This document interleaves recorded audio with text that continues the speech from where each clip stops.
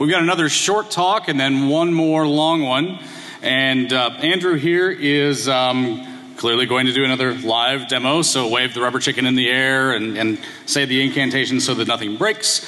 And he's going to talk to us about this rad little Verizon unit here. So let's give him a big party track welcome.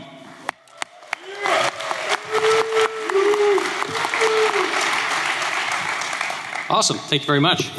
My name is Andrew Hunt, and I'm currently a graduate student at George Mason University, but I also work at Bechtel. So shout out to my peeps here, thank you. Standard disclosure, what I'm doing here is my own personal work, does not necessarily represent the views of my employer, but it's fun stuff, so let's talk more about it. So the Media over Coaxial Alliance, most people know it as MoCA. It was formed by a bunch of large companies got together and said, you know, we've got all this great copper in people's houses that we've installed all over the, about 30 years of cable. And they wanted to find a way to be able to use this as they were moving into the age of the triple play. So being able to deliver video, voice, and data over this network. You know, over that copper, it carries electrons a long way because it's shielded and it's got a pretty, nice insulation there. So they developed a PHY and MAC specification so that they would be able to do that and be able to process packets over this and basically turn your coaxial bus in your house into a network.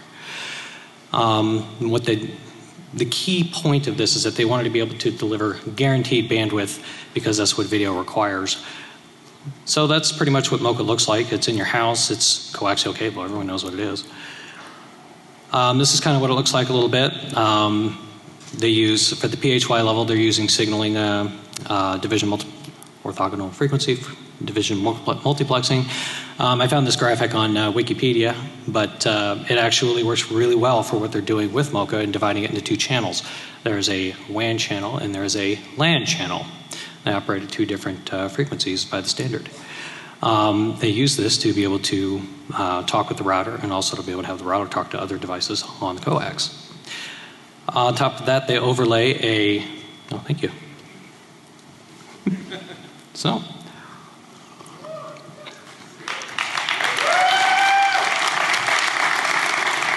Somebody's done the research with some pretty good shit.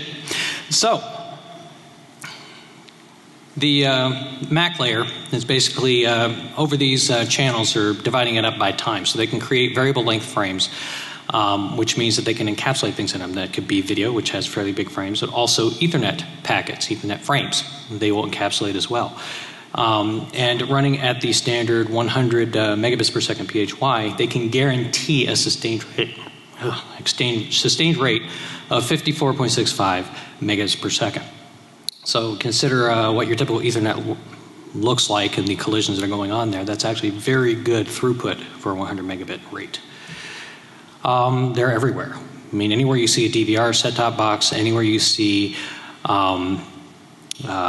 these routers here, they're using MoCA, which means that it is a great exposure. It's everywhere. You'll typically see these enter the home through something called a wall wart. It's on the outside of your house. This is the one outside of my house that's opened up, but there are also different ones. You might have a little smaller one if you have a cable provider that's bringing it up in. You won't have this big optical network terminator. You'll have just a basically a splitter that splits off to the rest of your house. And so that's a good point of entry. On the inside, you've got this router. So every cable company will give you some kind of a router to be able to parse up these streams and packetize them, read the packets they're sending to you and push it out over the network. They typically have a SPI firewall to divide the inside from the outside, as is standard network security practice. They also have on the left side of this little picture, Keep going. On the left side of this little picture, they've got the coax binder there, the plug, but it actually carries two MoCA nodes. They're called network connectors, NCs. We'll talk more about that later. And then they also provide a MoCA to Ethernet bridge on both of those nodes, which basically allows them to encapsulate the frames onto the coax. So they've now turned your nice coaxial bus in your house into a large Ethernet system. This supports your digital video recorder. So your DVR requires time. You got to be able to schedule those shows and find out when everything is. So that's the prime function of having Ethernet on that, to be able to tell when to record your functions. So, yes, sir. May I borrow the podium for a second? All right. If you're a new speaker, raise your hand. Yes. Awesome. Are you familiar with this tradition? No, I'm not. Really? Do you drink? Yes, I do. Yeah, he brought his own. These are 2,000. Was provided for me. What? I should have a warm-up, shouldn't I? Every new speaker at DEF CON, see, they know this. How do you not know this? Every new speaker at DEF CON does a shot on stage. Okay. All right. How about some love for our new speaker?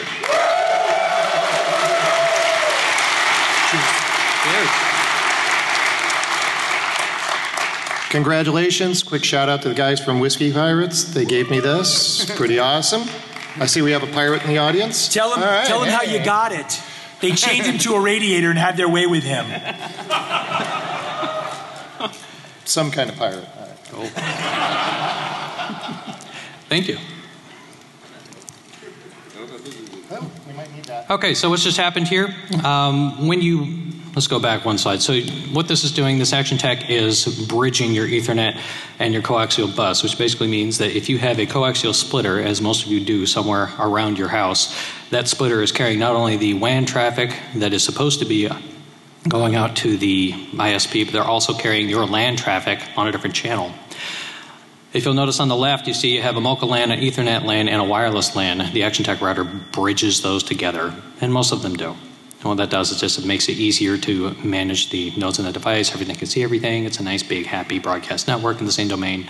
It's great, except, oops, you can take over all 3 networks by plugging into that splitter.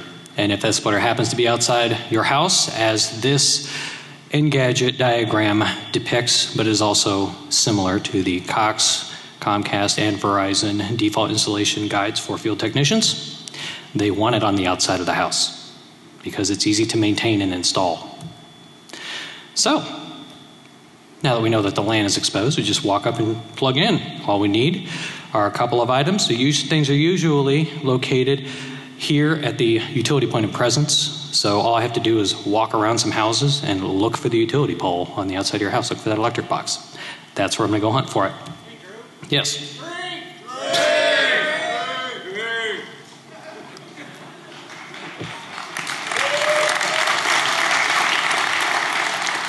All right, so you'll need a couple of items and you'll be able to go on this fishing adventure. You'll need a MoCA to Ethernet bridge. Mine is the Netgear MCAB 1001. And then you'll need some RG6 coaxial cable and a greater than 1 gigahertz splitter line, or line splitter. You plug that in. I had to color invert this picture because it was almost impossible to see if you were just taking a picture of it. So I had to color invert it so you could see that X-ray image. It's hard to see when it has cover, which is great for us. The Action Tech LAN does not also engage any of the encryption features provided by the MoCA protocol. It does have a, I believe it's 40-bit key DES that is a pre-shared key that you can code into it. It is used on the WAN side of the connection that has a key that Verizon knows, but it is not used on the LAN side. It's open, clear, and you can just walk up, plug in, and hey, it works with everything because it's consumer friendly. So basically what happens, you add a MoCA device on the outside of the house, it connects to your Action Tech router, the Action Tech router says hey, and lets you on the Ethernet. Pretty awesome. So, and you all have seen this since 2001, typical Ethernet LAN attack. This is your normal traffic flow, but I really don't want you to go that way. I want you to come to me first, and I'm going to do unholy things to your traffic. So, I think we've belabored this point. What could possibly go wrong? We all know it can go wrong. We've known about that for decade. Yeah, Metasploit, beef, granada, whatever. Pick your device, take it over, and get a more persistent presence.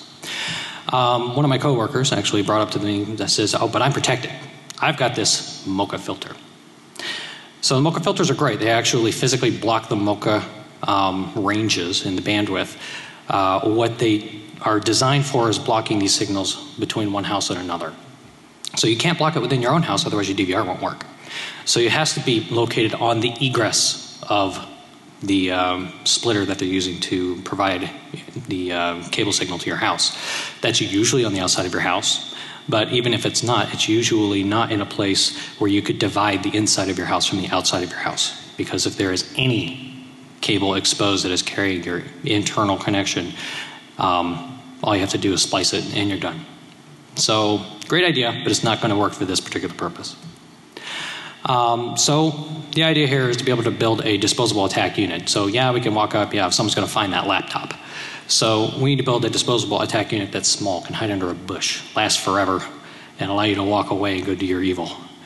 So to illustrate this, you have some requirements. You got to have some point, some way of providing power. You've got to be able to physically insert, or you demonstrated what that is, and you got to have some type of compute device to execute these attacks. Once it's installed, you're going to have to be able to access it and then commit some type of attack. So redirection and manipulation. The objectives of this is to do no harm. So first of all, I'm really just here to demonstrate the problem, but I'm sure people out there could take it to the nth degree. We want to use some standard tools. We do not want to expose ourselves by showing everyone our latest, greatest coding techniques so that we can be profiled and arrested. We want to use common stuff that everybody has. It needs to be updatable so we can change a few things or add new tools. It needs to be disposable so we don't care if we lose it. That basically means it has to be cheap and it has to be small and not too powerful, because if it's too powerful, it'll burn up all our battery before we've even gotten home. So, some ingredients. I just recently purchased these Gorilla 16 800 milliamp batteries. Got 2 of them on Woot. Thank you, Woot. Smaller than a paperback book, and I use 2 of these because I have 2 different draws on my units. The MoCA unit draws 1 amp, and the Raspberry unit draws half an amp. That's a little more than this can put out on 1 battery, so I need 2 batteries. I also use the Raspberry Pi Model B. Has the ARM11 processor. It's a little bit slow, but it doesn't consume too much power. It can last for about 18 hours on this battery. And it's cheap, so if somebody finds it, whatever, go buy another one. Buy 10. So Kali Linux has a distribution that works amazingly well with the Raspberry Pi and the ARM distribution. Thank you guys for that contribution to this field. It's awesome. Has all the necessary tools you need, ARCAT, Perl, Python, and also Squid, Apache, and MiniPUMP. Let's talk more about that later. Also supports the Universal Plug and Play IGD protocol, which is available on the ActionTech firewall. And then you'll also need the Ethernet bridge. So I bring this picture up. I don't know how well you guys can see it down there, but basically the original MCAB mock-up that I did before I modified it had a wall wart plug that you had to plug into an AC adapter in order to be able to provide power. Looking at the back of it, I noticed it was 5 volt 1 amp, which means that it is within the USB specification for power draw. So a little hardware hacking later and soldering up, and you have a USB power cable for your MCAB. I recommend it because then you can provide it direct off battery. I was originally trying to do all this work with an APC UPS. It only lasted about 6 hours and it beeped a lot. I didn't think that would be very good for hiding from attackers outside someone's home if they're looking for the freaking beeping. Also this nasty habit of shutting things down before I was done with it. Get about halfway through the battery and say, oh my God, you're out of power, and shut it off. So these cell phone batteries are real godsend. They come out in the last couple of years. They're really great. There's no loss in conversion from DC to AC to DC. It's just direct power, which means they last longer. So on each of these devices, I think the MCAB adapter, I've got about 14 hours of uptime. So that's about how long you've got to commit whatever you're going to do. So for those of you who can't see it on stage, this is what it looks like. A bunch of rubber bands and duct tape. But it's dark, you can spray paint it and hide it under a bush and no one will see it. So word about Universal Plug and Play. I know this has been kind of beleaguered by GRC and other sources, but it enables, it's a PNP protocol that enables gateway manipulation. The ActionTech supports this. Basically, it allows, everything talks to everything and says, hey, I'm an iPhone. Hey, I'm a printer. Let's talk. Great. Downside is that it also, hey, I'm a router. You want a firewall port opened? Let me do that for you. So I borrowed an idea from Joshua Wright, his scripts for doing image hijinks with the I Love My Neighbors distribution. So I borrowed those from him, did a little bit of modification and some bash scripting, and now we have a nice little device that'll go and punch holes in firewalls from the inside. The mini PMP is basically what we use here, PMPCA. Tell it to forward 22 to myself and send a nice report to my email address and tell me what my internal and external IP and port are. This might be a little hard to read for you guys, but basically you're going to turn on your engine. You're going to RPoison the LAN, redirect web streams, and then you're going to manipulate that stream. So let's see if it actually works. All right, should be able to pull that up. Nope. There we go. It's there.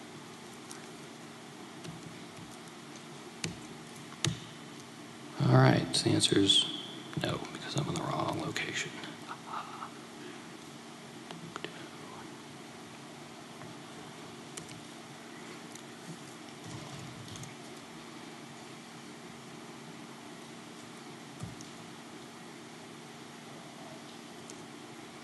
There we go.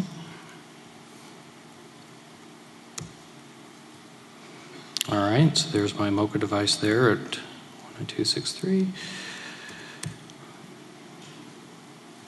Oh, doesn't like my key.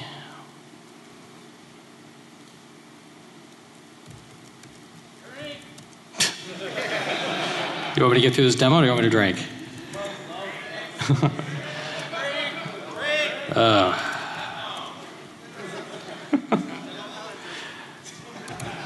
While this is loading up, I'll take a drink. All right. There we go.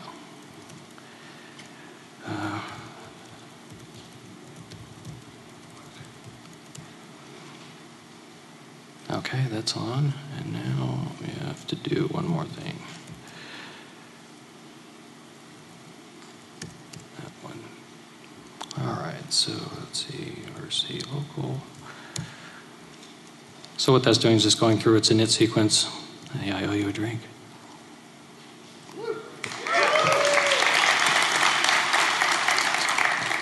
So in the init sequence, what it's doing is just going through and it's just doing the normal networking stuff. It's also engaging the EtherCap ARP poisoning over the MoCA network, which is then going to poison that ActionTech router. If you guys want to play along and get your laptops out and want to connect, the access point password is testing123, testing123. SSID is testing.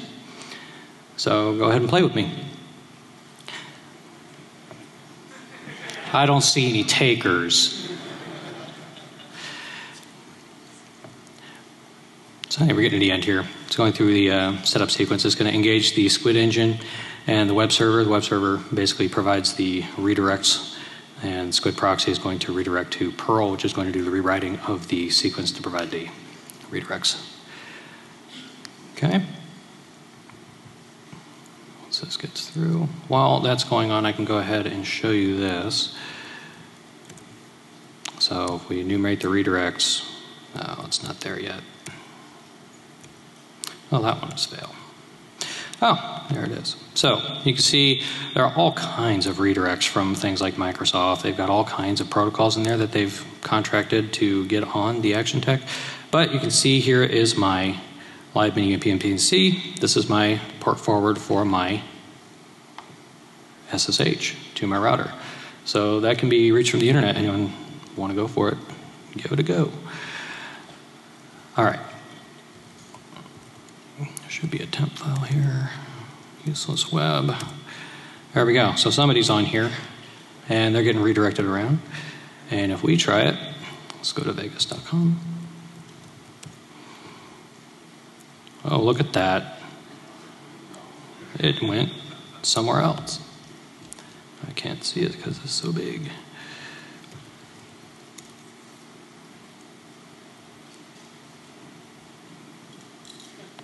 There we go. So anyway, not too exciting, but the entire point of this demonstration is to show that the MoCA network is exposed to the outside of your house, and anyone can walk up to it with no keys, can walk up and take over your network and do whatever unholy thing they want to do with you. So, I just have a couple wrap-up slides, and then we're out.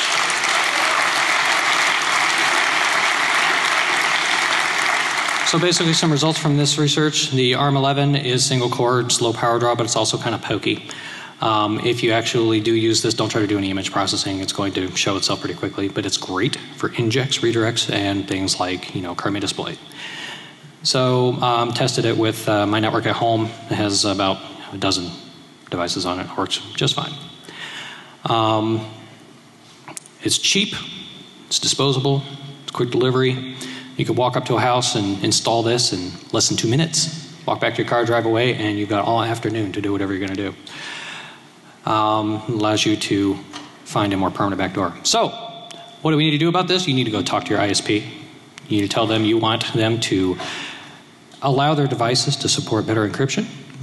Since the DVR tends to break when you turn on encryption on that local LAN, you do not want IGD. You want it disabled, turned off, whatever, because you can't turn it off. It's a demon, and you can't disable it. You want them to stop bridging all your networks together on the same domain and actually have it route so that you can do something with it instead of having it just blab everywhere. So, customers should demand this. You guys should demand this. And so ongoing work on this, we want to be able to detect these MoCA injections, people installing these devices. We want to be able to alert on insertion, but something better than ARPWatch. You can use ARPWatch and see the ARP poisoning that's going on here, but you can't see the MoCA side of it. So we want to be able to see that. So we're currently working with a gentleman named Stephen Brownie, and he's a fellow graduate student of mine, and we're working on a product called Slim, and then integrating that into another Raspberry unit that will face off with this one called CounterPi. And hopefully, we'll be able to demonstrate that soon. Thank you.